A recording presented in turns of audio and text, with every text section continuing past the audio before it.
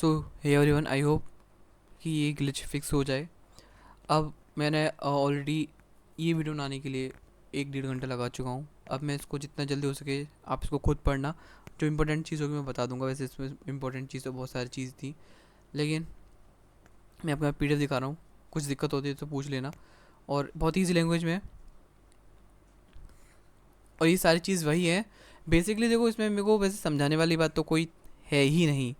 सच्ची बताऊँ, समझाने वाली बात कोई है ही नहीं, क्योंकि ये सारी चीज़ मैं ऑलरेडी एक वीडियो में कवर करवा चुका हूँ, जिसमें कि मैंने अपने हैंड रिटन नोट्स के साथ साथ आपको ये करवाया था पूरा चैप्टर। ठीक है, इसमें ओरिजिन वगैरह है, और इसमें स्लेवरी कैसे आती है, बेसिकली डेमोक्रेसी कैसे आई है ना, मोनार्की से टायरनी, टायरनी से डेमोक्रेसी, ये सारा ट्रांजिशन हमने देखा है, ऑलरेडी देख चुके हैं। अगर हाँ नहीं देखा है तो मेरे को कमेंट में बताओ नहीं देखा, या फिर हो सकता है मैंने नहीं भी बनाया हो। वैसे मैंने बनाया है जितना मेरे को याद है, या फिर हो सकता है कि वो भी ग्लिच हो गया हो। जस्ट कुछ चेक करो, मेरे को बताओ। फिर आपके एग्ज़ाम्स आ जाएंगे तो फिर साथ ही साथ मेरे भी एग्ज़ाम्स चलेंगे। फिर यूँ मत बोलना कि हाँ भैया आपने कराया नहीं है, करा दो करा दो। तो मैं अपने एग्ज़ाम्स के बीच में आपका वो बिल्कुल भी कुछ अपने अपलोड करने वाला हूँ नहीं।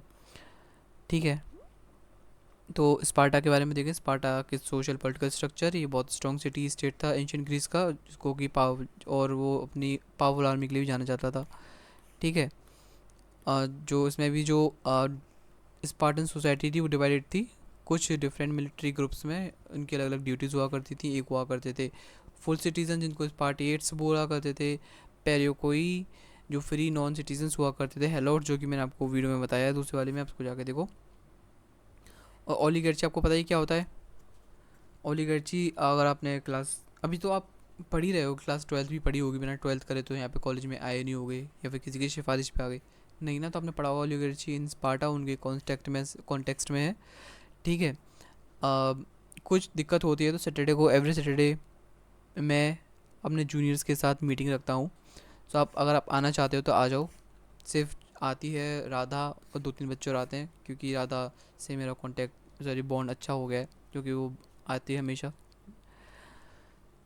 अब देखो, हमने ये था रोम फ्रॉम रिपब्लिक टू प्रिंसिपेट, इंपॉर्टेंट है, इसको करना ज़रूर करना। बिना इसको करे तो जाना ही मत। मैं तो उसको सजेस्ट करूँगा करके ही जाना। इसमें सीनेट, कौंसल्स, आर्मीज़, एक्चुअली मैंने बनाया था, बहुत मुश्किल से बनाया था, बहुत चीज़ समझाई थी। अब वो चीज़ मैंने एक बार एक्सप्लेन कर दी तो मन नहीं होता दोबारा समझाने का, होता है ना। अब एक्चुअली इसको मैं एक तो पहले ही पढ़ चुका हूँ मैं अपने एग्ज़ाम्स के लिए। आपको एक बार पढ़ा दिया ऑलरेडी मैंने, और उसके बाद भी मैंने वो रिकॉर्ड नहीं हुआ था ग्लिच की वजह से।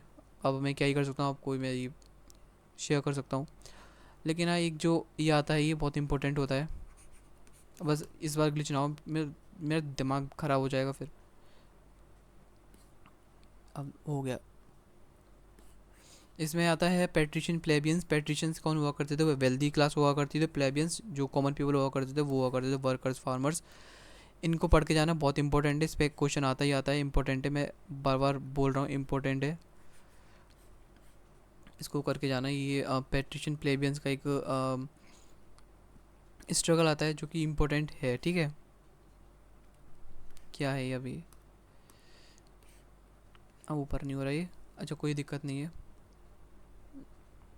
आप मन में सोच रहे हो भैया पढ़ा दो, दोबारा से पढ़ा दो, है ना, मुझे पता है, इसलिए ऊपर नहीं हो रहा। कोई बात नहीं, मैं ऐसे करके करा दूंगा, लेकिन ऐसे ही करा दूंगा। इसके अलावा स्लेव्स आते हैं, कॉन्फ्लिक्ट्स ऑफ ऑर्डर, जो जिसके बारे में मैं बात कर रहा था, कॉन्फ्लिक्ट्स ऑफ ऑर्डर आते हैं, स्ट्रगल्स आते हैं, वो इन्हीं क्लास के बीच में, पेट्रिशियन और प्लेबियंस के बारे में। जो ये भाई बड़ी क्लास होगी वो छोटी क्लास को डिप्रेस करेगी, उसको सप्रेस करेगी, है ना। तो इसमें ये चीज़ है, और बहुत इजी है, कुछ भी इसमें हार्ड वाली चीज़ है नहीं। कुछ लॉज आए थे, है ना, जैसे कि कुछ ट्रीटीज़ हुई थी, जैसे कि ऊपर आप देख सकते हो यहाँ पे लिखे हुए हैं। इसके अलावा रोम का एक्सपेंशन, अगर आप उसको करना चाहो तो करना ही है आपको, वैसे तो करना तो पड़ेगा, क्योंकि इसमें इंपॉर्टेंट वर्ड्स के बारे में, उनके conquest war and it's conquest, अब देखो हो नहीं रहा। प्यूनिक वार 1, प्यूनिक वार 2, यहाँ पे देखो सी है, यहाँ पे 64 आएगा, 264, 146। ठीक है, सो बेसिकली इसमें हम क्या बात कर रहा था मैं, इंपॉर्टेंट वॉर्स के बारे में, कॉन्क्वेस्ट जो हुए थे। ठीक है, प्यूनिक वार इंपॉर्टेंट है, इसको मेंशन करना अपने आंसर में। प्यूनिक वार 264 नहीं चल रहा दोबारा। सो प्यूनिक वार आपको अपने आंसर में ऐड करना है। आई डोंट नो क्या कर रहे हो आप, आपको करना ही करना है प्यूनिक वार, सेकंड प्यूनिक वार, फर्स्ट प्यूनिक वार, थर्ड प्यूनिक वार, ठीक है। इसके अलावा एक्सपेंशन ऑफ गाउल जर्मनी इसको करना हो तो कर लो, मतलब कि ज़रूरी है नहीं वाला। जो इम्पोर्टेंट आता है वो आता है ट्रांजिशन टू प्रिंसिपेट, ये मोस्टली क्वेश्चन आता है। आई नो आप थोड़े से मेरे से नाराज़ हो गए क्योंकि भैया आप एक्सप्लेन नहीं करे। अब भैया से आप एक बार भैया को अपनी जगह पर रख के देखो, या फिर भैया की जगह आप खुद को सोचो कि आप 3-3 4-4 बार इसको रिकॉर्ड करो, 1-1 घंटे लगे हुए हो, लेकिन वो चीज़ रिकॉर्ड ही नहीं हो रही। चलो कोई बात नहीं, रिस्पॉन्स आपसे नहीं मिल रहा, कोई दिक्कत नहीं है, लेकिन रिकॉर्ड नहीं हो रही भाई, ये नहीं सह पाता। लेकिन मैं आपको ये प्रोवाइड कर रहा हूँ सारी चीज़ बहुत ईजी लैंग्वेज में। इसको पॉज करो, इसको रीड करो। अगर टेलीग्राम चैनल पे भेज देता हूँ तो वहाँ पे कॉपीराइट आ जाता है, इसमें कोई दिक्कत नहीं है, ठीक है। तो जो स्लेवरी ऑफ बेसिकली ये जो स्लेवरी वाला टॉपिक है, ये तो मैंने बहुत अच्छे से समझाया है एक वीडियो में। मैंने आप सबसे प्रॉमिस किया था कि मैं, हाँ, कि क्या कहते हैं, आप लोगों के लिए मटेरियल लेके आऊँगा, तो मटेरियल लेके आऊँ, प्रॉमिस आपका पूरा किया।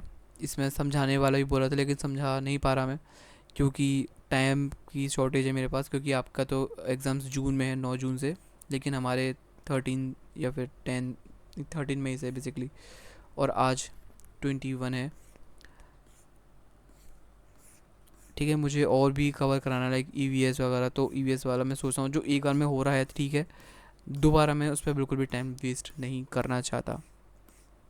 और इन सब चीज़ को मैं ऑलरेडी एक सेपरेट वीडियो में कवर करवा चुका हूँ हैंड रिटन नोट्स में। आप उसको एक बार देखिए, फिर इसको यहाँ से पढ़िए, इससे अच्छा होगा क्योंकि आप खुद पढ़ोगे ज़्यादा अच्छे से समझ में आएगा। और मैं कुछ बताऊँगा तो आपको उससे ज़्यादा अच्छे समझ में आता है, लेकिन हाँ, आप खुद पढ़ोगे तो उससे भी समझ में आ ही जाएगा, क्योंकि कॉलेज में तो हो नहीं ना। देखो ये है जो बहुत इंपॉर्टेंट है, resistance and rebellions in ancient Rome, जो कि बहुत इंपॉर्टेंट है। आपको लिखना ही पड़ेगा, ये मुझे कुछ नहीं पता, आप लिखना पड़ेगा। अगर आप ये नहीं लिखते हो तो फिर मैं नहीं बोलने का तुम लोगों से, बिल्कुल भी बात नहीं करूँगा मैं तुम लोगों से बिल्कुल। इस पार्ट का रिवॉल्ट लिखना है आपको, और नहीं तो वेट, नहीं तो आपको और भी चीज़ें जो कि मैं आपको एक अलग पीडीएफ है जस्ट, उसके बाद मैं आपको दिखा दूंगा, वो ज़रूरी है उसको। अगर आपको स्लेवरी वाला आंसर लिखना है, वो स्लेवरी वाला आंसर समझा, मतलब समझा तो नहीं पाऊँगा मैं, लेकिन आपको दिखा दूंगा मैं, क्योंकि बिकॉज ऑफ टाइम इशू। नहीं तो पता है आपको, मैं एक्सप्लेनेशन आप लोगों को कर देता हूँ, आपको बहुत प्रेज़ भी करते हो मुझे, लेकिन इस बार मुझे माफ़ कर दो दोस्तों। अगली बार से कोशिश करूँगा कि टाइमली सब कुछ बना लूँ, क्योंकि आपको ही पता है ना कि तो सिर्फ 6 महीने का सेमेस्टर ये 3-4 महीने में ख़त्म कर देते हैं। पेटिशंस प्लेबियंस की जो क्लास कॉन्फ्लिक्ट हुआ था उसको करना ही जाना है, करके ही जाना पड़ेगा, ठीक है। अगर नहीं करोगे तो लॉस आपका ही होगा। जो आपको देखो, ये अब यहाँ पे जो आ रहा है वो कुछ भी इम्पोर्टेंट है नहीं वैसे। ये मतलब कि यही चीज़ दिखा रहा है कि अब सेकंड में जो पहले तो सिलेबस दिखाया है, फिर सेकंड यूनिट में हम किसकी तरफ बढ़ जाएंगे, जो क्रिश्चियनिटी आ रही है रोम में, ग्रीस में, यूरोप में बेसिकली, है ना, वहाँ पे बढ़ जाएंगे। फिर किस थर्ड यूनिट जो मैंने प्रॉपर करवा चुका हूँ, आप लोगों की बहुत रिक्वेस्ट आई थी भैया करा दो, तो मैं आपकी रिक्वेस्ट को अनदेखा ना करते हुए मैंने उसको पूरी यूनिट करा दी। 3 पार्ट्स में ऑलरेडी कवर्ड है, वो अपलोडेड है। पहले वही कराई थी क्योंकि आप लोगों को वो चाहिए थी, उसमें हमने डिस्कस करा। अभी हम ये क्या आ रहा है ना, अभी हम धीरे धीरे करके अब क्रिश्चियनिटी आ रही है, तो उसका ट्रांजिशन चल रहा है सेकंड चैप्टर के साथ रिलेट करना है इससे, ठीक है। और चैप्टर 2 यूनिट 2 है वो, आई डोंट नो क्या होगा उसका। चलो ये कंप्लीट हो गया। इसके अलावा देखो 49 पेजेस, अप्रॉक्सीमेटली 50 पेजेस हैं, तो टाइम नहीं है मेरे पास बिल्कुल भी, आप समझ जाओ, ठीक है। मैंने बेसिकली इसमें ये लास्ट वीडियो में बताया था यूएसए की, मैंने सारे कंप्लीट करवा दिया हूँ। नहीं बेसिकली मैं 5 क्वेश्चंस प्लस यूनिट सारी कवर करवा चुका हूँ यूएसए की। 3 मैंने यहाँ पे क्यों लिखा था, I don't know. History of India modern वाला करा दिया क्वेश्चन, और बाकी आप खुद करना। हिस्ट्री ऑफ इंडिया का सोफो के मोस्ट इंपॉर्टेंट टॉपिक्स कवर्ड है। जी मैं कोशिश करूँगा नेशनलिज्म इन इंडिया वाला करा दूँ।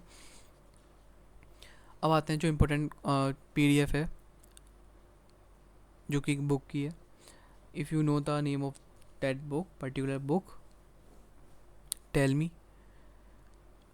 ये आता है हमारा, ये बहुत इंपॉर्टेंट है। इसमें देखो कुछ इम्पोर्टेंट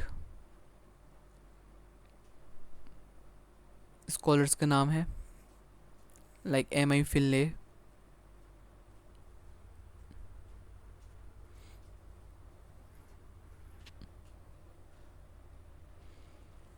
जो कि इम्पोर्टेंट है आप लोगों को मेंशन करना। ठीक है, अगर मेंशन नहीं करोगे तो दिक होप सो सब सेटल हो गया। इसके अलावा आपको मैं क्या बता रहा था, आपको सारे स्कॉलर्स के नाम लिखने हैं जो कि यहाँ पे एम आई फिल्ले, पेरी एडरसन, एंडरसन, ठीक है, और भी हैं जो आपको यहाँ पे देख लेने हैं। जैसे कि एक इम्पोर्टेंट नाम आता है कि एक इंस्ट्रूमेंटम, इंस्ट्रूमेंटम वोकल किनको बोलते हैं, इनको स्लेव को बोला करते थे, इनका मतलब होता था स्पीकिंग टूल्स। ठीक है, कुछ यहाँ पे सोर्सेज हैं जो कि हमने डिस्कस कर चुके हैं एक वीडियो में।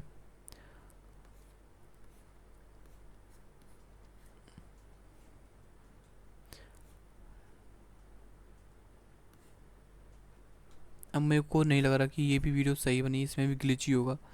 12-13 मिनट की भी बनी होगी शायद, उससे भी कम, उसमें भी भर के ग्लिच होगा। देख सकते हो पढ़ने में आ रहा हो सारा कुछ आपको क्या? अच्छा, आप देखो, कुछ आपको लगता है वैसे कुछ है नहीं इसमें बताने वाली चीज़, ये आपका आंसर है सिलेबरी वाला जो आपको करना चाहिए प्रॉपर, हर चीज़ कवर करना है यहाँ से। और जो एक इम्पॉर्टेंट चीज़ आएगी रिवोल्ट वाला, मैंने आपको यहाँ पे आई थिंक इंक लगा रखी है उधर साइड। और यहाँ पे एक चीज़ आएगी देखो, नेक्सम करके, नेक्सम देखो दिख रहा है, एबोलिशन ऑफ नेक्सम सिग्निफिकेंट, देखो ये रहा इधर साइड। मैं कुछ लिखूंगा नहीं, अगर मैंने कुछ लिखा तो ये दोबारा ये जो डिवाइस दोबारा हैंग हो जाएगा। नेक्सम देखना क्या होता है। इसके अलावा जो आता है वो है there are 3 major slave revolt. ये देखो ये है ना, ये जितना मेरा कर्सर है अभी, चलो ऊपर थोड़ा कर देता हूँ, देखो सबसे ऊपर लाइन दिख रहा है, there are 3 major slave revolts which occurred in the late republic, out of which the most serious one was Spartan revolt. ये सब करके ना बहुत इंपॉर्टेंट है ये वाली चीज़, कुछ लिखो मत लिखो ये, लेकिन ये लिख के आना रिवॉल्ट वगैरह चीज़ स्लेवरी में। ठीक है, रिवॉल्ट क्यों होगा? जब कुछ आपको ओवर एक्सप्लोर करेंगे तो रिवॉल्ट की आप उस पर उतर आओगे, है ना। तो यही है, इसी के साथ वीडियो ख़त्म करता हूँ, मुझे नहीं लगता ज़्यादा बड़ी वीडियो बनाने में कोई फ़ायदा है।